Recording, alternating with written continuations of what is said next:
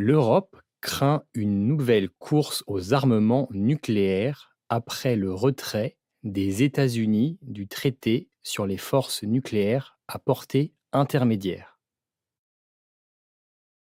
Les dirigeants européens craignent que la décision des États-Unis de se retirer d'un traité historique de contrôle des armements avec la Russie n'aggrave les tensions et n'engendre de nouveaux risques nucléaires.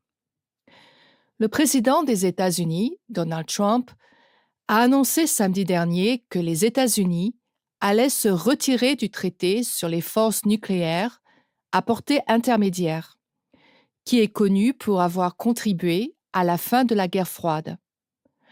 Lundi, Trump a justifié sa décision en affirmant que la Russie n'avait pas adhéré à l'esprit de cet accord, ni à l'accord lui-même, et que les États-Unis augmenteraient leur arsenal nucléaire, tant que les gens ne seraient pas revenus à la raison.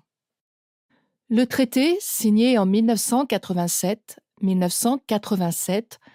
par le président de l'époque, Ronald Reagan, et le dirigeant soviétique, Mikhail Gorbatchev, interdit aux États-Unis et à la Russie de développer et de déployer des missiles de courte et moyenne portée lancés depuis le sol. Cet accord a entraîné la destruction de près de 3000 missiles et a préservé l'Europe des missiles nucléaires pendant 3 décennies. Dans un communiqué, une porte-parole de la chef de la politique étrangère de l'Union européenne, Federica Mogherini, a déclaré que le FNI était un pilier de l'architecture européenne de sécurité depuis son entrée en vigueur il y a 30 ans.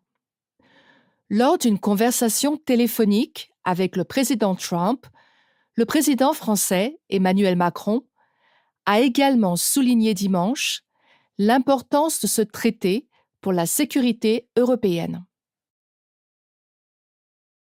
Catherine, c'est ce que je n'arrête pas de dire. L'Europe est maintenant toute seule. Oui, je sais, Guillaume, tu l'as déjà dit. J'ai du mal à comprendre cette décision. Quand bien même la Russie a violé cet accord, ce traité avait créé un précédent sur le fait de ne pas développer ou utiliser ces missiles. Mais c'est fini maintenant.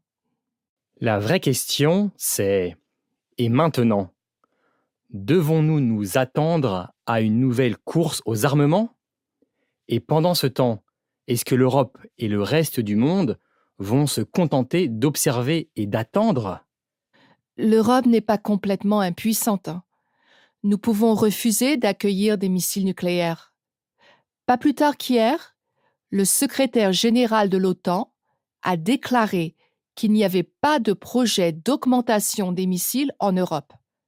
De plus, les pays qui ont hébergé des missiles américains dans les années 80, comme l'Allemagne de l'Ouest, l'Italie et les Pays-Bas, pourraient ne plus vouloir le faire. La décision des États-Unis de se retirer de cet accord a été si rapide que l'Europe n'a pas eu le temps de déterminer comment réagir. Oui, il faudra du temps pour élaborer un plan quelconque. À quel genre de plan penses-tu?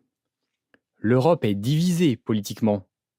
Obtenir un consensus pourrait être plus difficile que prévu.